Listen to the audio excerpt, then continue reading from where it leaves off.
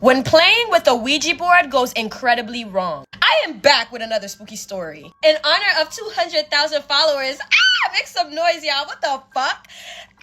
I want to thank you guys so much, and let's just get straight into this story time. So the person who submitted the story said, it was the time my dad's girlfriend played with a Ouija board to connect with her late relative. For the respect of the individuals involved, we'll use names Becky, Dion, Patricia, Tommy, Dennis, and Henry. And me, of course, Randall. So, Patricia, Dennis, Dion, Tommy, and Becky, they all have always shared this fascination with the eerie, like the dark and mysterious stuff. Their small group of friends always bonded over horror movies, ghost stories, and late night excursions to haunted locations. So this group was with the shits. So it was Halloween night and everybody decided to up the antics. After hearing countless tales of ghostly encounters at the Seven Sisters Inn in Ocala, Florida, they knew it would be the perfect backdrop for their annual spooky adventure. So the Seven Sisters Inn is a historic and reportedly a haunted Victorian mansion. And it had long been a magnet for those intrigued by the paranormal. That evening, the group took a guided tour, marveling at the inn's ornate architecture and the chilling tales shared by the guide. Stories of shadow apparitions, disembodied voices, and tragic deaths echoed in their minds as they left. A thrill, certainly, running through them. So the group went about their day, and later that night, everybody met up at Patricia's house for a Halloween party. The air was filled with scents of pumpkin spice and a soft glow of flickering candles. Amid the laughter and snacks, Dennis pulled out a Ouija board. He had picked it up at the thrift store earlier that week and he was ready to put it to use. And what is a better perfect night than Halloween night? So Dennis pulls out the Ouija board and says, we should try it. And as he's saying this, he is grinning mischievously. The others were hesitant, but their love of the dark and mysterious, it outweighed their fear. So Patricia suggested, let's summon something harmless, as if you're in control of that. Patricia's thinking maybe a late relative. It's Halloween after all, the veil is thin tonight. So the group agreed and they all decided to call upon Dion's late grandmother, a woman he often spoke of with fondness. So they dimmed the lights. Forming a circle around the board, Tommy led the session, speaking in a low, steady voice as they each placed 2 fingers on the planchette.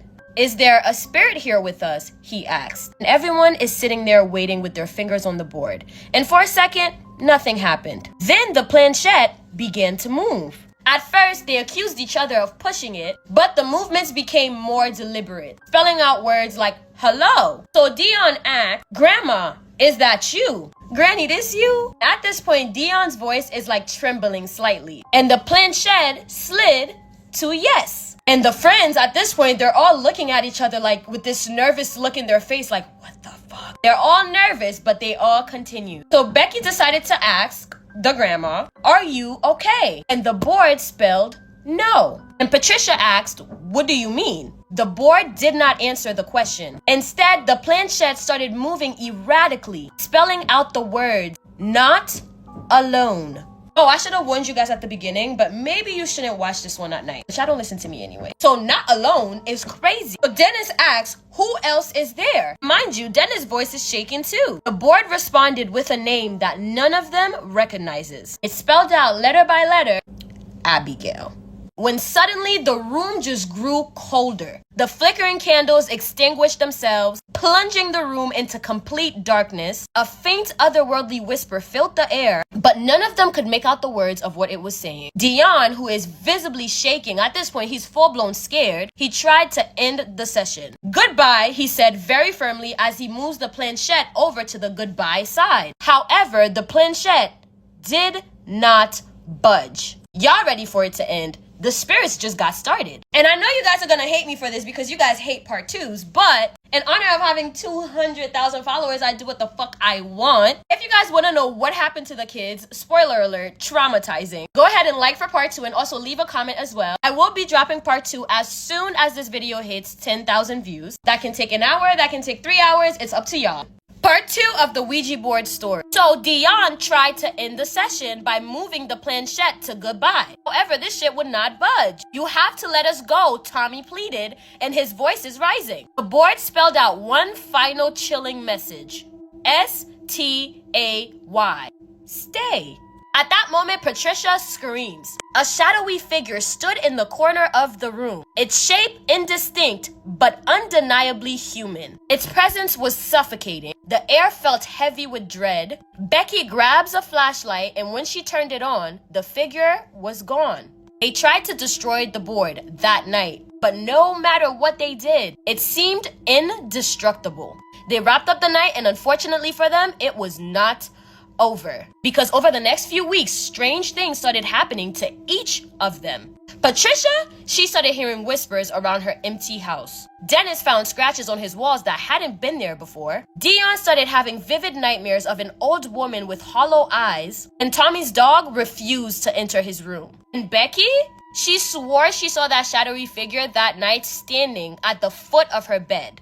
Desperate for answers at this point, they're all being haunted by something. They all decided to research the name Abigail. Because remember, that was the name that was spelled to them when the spirit said that they were not alone. When they did the research, well, they discovered a chilling connection. Abigail was said to be a woman who died tragically at the Seven Sisters Inn in the early 1900s. According to local legend, she was known for her vengeful spirit, often attaching herself to those who dared to contact her. The friends eventually, they could not do it anymore, decided to sought the help of a paranormal expert. Pretty much warned them that they had all opened the door to something that they did not fully understand. The board acted as a conduit, and Abigail, the ultimate ghost bitch, had taken advantage of their naivety. The expert performed a cleansing ritual, but the group was left forever changed. Though the haunting activity eventually subsided, the experience haunted them all in a different way. No longer sought out the spooky or the dark and mysterious stuff, realizing that some doors should never be opened. Until this day, the Ouija board remains locked away in Patricia's attic.